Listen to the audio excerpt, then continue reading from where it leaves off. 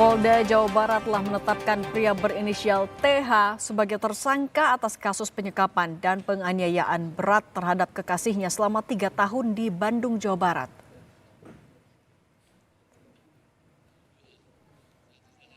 Polisi juga telah menerbitkan daftar pencarian orang atau DPO untuk mempersempit ruang gerak pelaku. Kapolda Jabar Irjen Pol Rudi Setiawan bilang, guna mempercepat proses penangkapan, Polda Jabar telah membentuk tim gabungan khusus yang terdiri dari Direktorat Reserse Narkoba, Siberkriminal Umum, serta Kriminal Khusus. Tim ini bergerak secara intensif untuk menelusuri seluruh rekam jejak digital, aktivitas komunikasi, dan jalur pelarian tersangka.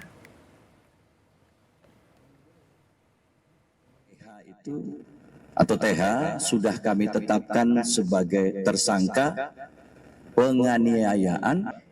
Kami melakukan pengejaran terhadap pelaku.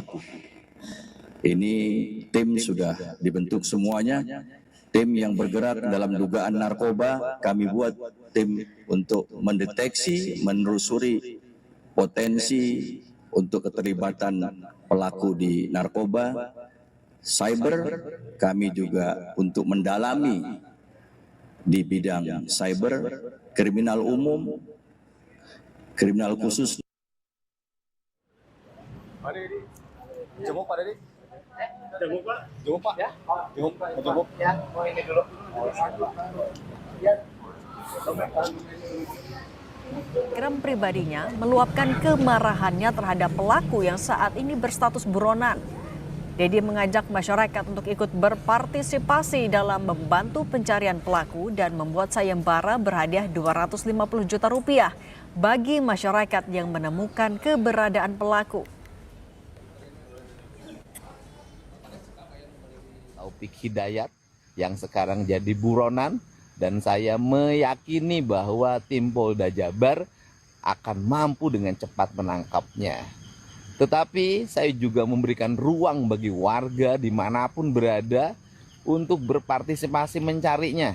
Dan siapa yang bisa menemukan Taufik Hidayat, menyerahkannya kepada aparat atau menginformasikan kepada aparat keberadaannya, saya memberikan hadiah 250 juta rupiah sebagai bentuk partisipasi saya agar Taufik Hidayat segera ditemukan dan segera ditangkap. Polda Jawa Barat resmi menetapkan Taufik Hidayat sebagai tersangka kasus penyekapan dan penganiayaan berat terhadap kekasihnya sendiri di Bandung. Aksi keji yang berlangsung selama 3 tahun ini membuat fisik korban rusak parah hingga tidak lagi dikenali oleh keluarga. Saat ini pelaku melarikan diri. Polisi pun bergerak cepat membentuk tim khusus lintas direktorat untuk memburu tersangka. Keluarga korban syok berat. Mereka sama sekali tidak menyangka pelaku tega berbuat sadis hingga wajah dan tubuh korban tidak dapat dikenali. Selama 3 tahun pula, keluarga kehilangan kontak total dengan korban yang diisolasi dari dunia luar. Sampai nggak nyangka gitu, sampai segininya gitu. Gak ada pisahan rasa manusiawinya sebagai itu pelaku ke kakak saya gitu, sampai segitunya gitu. Sampai pertama udah kayak nggak, saya juga di korban sampai nggak mengenali wajah kakak saya sendiri gitu, saking hancurnya mungkin kepalanya, merasa gagal saya menjaga kakak saya yang perempuan itu. Tidak hanya dari keluarga, desakan untuk segera menangkap pelaku juga datang dari berbagai pihak, termasuk anggota Komisi 8 DPR RI, Atalia Praratya, yang mendorong pelaku untuk segera ditangkap dan dihukum berat. Sekarang yang paling penting adalah orangnya dicari, harus dapat dan harus diberikan hukuman yang setimpal begitu. Dan sekarang masih DPO tentu saja. PR saya khususnya di bidang perempuan dan anak, perlindungan perempuan dan anak termasuk juga kekerasan. Saya kira ini yang menjadi masalah ada terkait dengan korban-korban yang akibat tindakan kekerasan. Nah ini ternyata tidak di-cover oleh BPJS. Maka kita memang harus, maaf ya bahasa mengais-ngais gitu, mengetuk pintu dari satu lembaga ke lembaga yang lain. Tim gabungan khusus dibentuk, Direktorat Reserse Narkoba, Siber, kriminal umum hingga kriminal khusus diterjunkan ke lapangan. Polisi kini melacak seluruh rekam jejak digital, aktivitas komunikasi, dan jalur pelarian tersangka. Ruang gerak Taufik Hidayat yang dikenal licik dan kerap berpindah tempat ini kini dipersempit. Tim Liputan, Kompas TV. Update penyelidikan dan pengejaran pelaku disampaikan oleh jurnalis Kompas TV Mita Handayani dan juru kamera Andri Iskandar. Mita, selamat petang. Mita, bisa disampaikan seperti apa update pencarian pelaku dan bagaimana warga mengenal pelaku?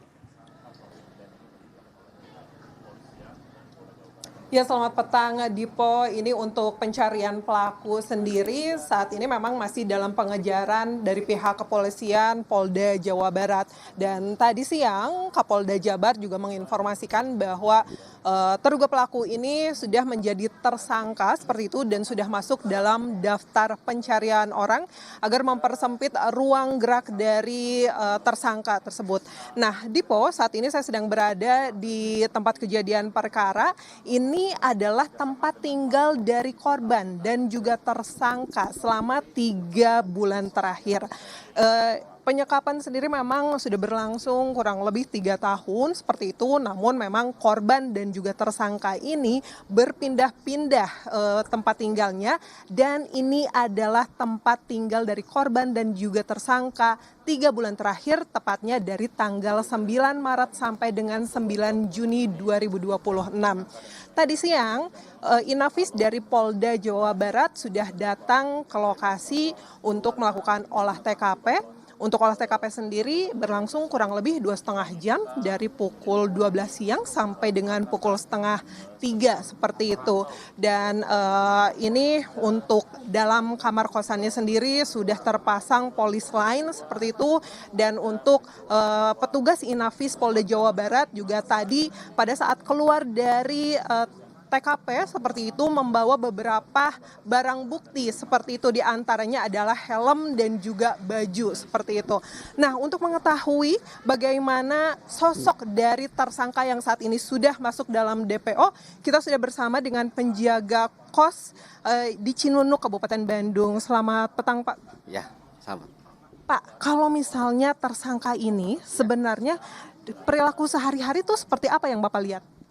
Awalnya sih biasa, pas datang ke sini tuh biasa gitu kan. Dia pertama datang ke kosan sama istrinya, bilang mau kos di sini. Istrinya terus istrinya tuh nunggu gitu kan, nunggu di motor gitu kan. Pas ditanya juga, "Neng, sini tunggu atuh di dalam" gitu kan. Cuman tuh nggak jawab kan, nggak nyaut, dipanggil juga nggak nyaut istrinya kan. Udah dalam keadaan seperti itu kondisinya gitu kan. Tapi kalau sehari-hari sendiri tersangka ini seperti apa, Pak? Bersosialisasikah di dalam kosan atau seperti apa emosinya? Kalau sosialisasi enggak lah ya. Dia tuh kan suka ngurung gitu kan, keluar malam cuma beli makan. Terus kalau misalnya ada kunjungan ke konsumen kan, dia tuh seorang leasing ya, kerja di Adira itu sebagai eksternal. Dia tuh kalau misalnya keluar pagi, pulang jam 12, terus pulang ngasih makan gitu kan ke si korban tuh. Biasa aja sih, terus pulangnya malam, cuman sampai dikunci di dalam gitu. Ya. Namun untuk sosialisasi dengan Bapak sendiri seperti apa, Pak?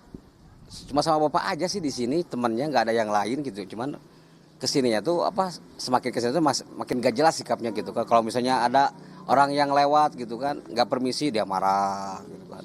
Terus ada yang perbaikan kesini kunjungan ke tower dia marah gitu kan. Terus dia kayak gitu, jadi nggak jelas kesini itu nggak jelas gitu. Pas sama Bapak tuh ditekan buku nikah gitu kan. Soalnya dia bilangnya kan suami istri. Cuma kalau misalnya aturan kosan tuh kan kalau misalnya suami istri itu harus ada buku nikahnya gitu kan, kayak gitu.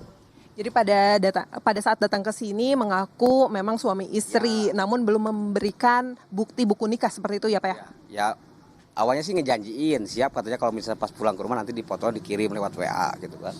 Cuman sampai 1 bulan ditunggu-tunggu tuh belum juga ngasih gitu kan. Akhirnya kesininya sifatnya jadi nggak jelas gitu kan. Jadi maksudnya nggak jelas tuh ya jadi arogan lah kesininya tuh. Setiap hari kalau misalnya pulang kunjungan ada apa-apa mau berat bagolok gitu kan. Pas sempet ke Bapak juga pas pertama di sini tuh Pak udah 1 bulan kan. Sampai-sampai ngajak berantem gitu. Karena mungkin kayaknya sih karena ditekan surat nikah mungkin ya. Jadi dia tuh nggak terima atau gimana. Ya Bapak akhirnya ya udahlah takutnya ngeganggu gitu kan ke yang kos yang lain. Akhirnya ya Bapak simpan dulu lah, nggak nanya-nanya lagi surat nikah gitu kan.